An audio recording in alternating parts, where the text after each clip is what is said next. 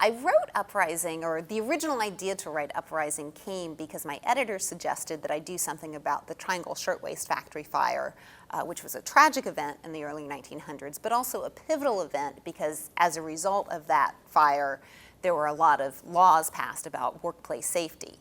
And it is evidently taught extensively in the New York City schools because it's an important event in that area, but at that point there were not any young adult novels written about that topic, and my editor felt like that was a huge oversight and there was a huge potential not being met. And so he suggested that I might want to do something about that.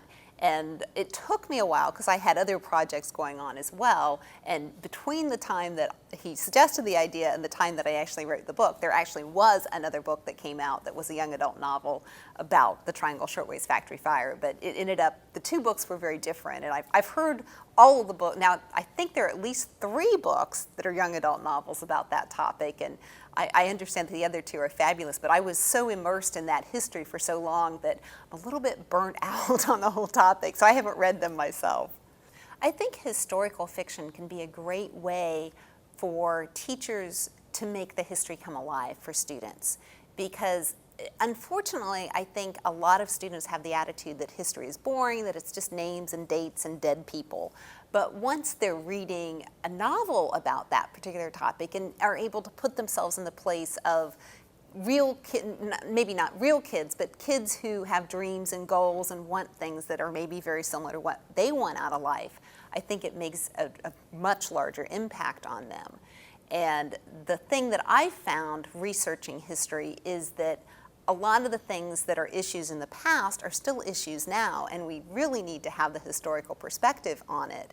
And to take Uprising as an example, the big issue was immigration, and how do you deal with poor people from other countries coming here and taking jobs, and is that good, is that bad? And as I was doing the research for that, that was the huge debate that was being discussed in our own country, and I'm thinking, 100 years, it's the same issue, and we still haven't figured out how to deal with this and how to be fair to everybody.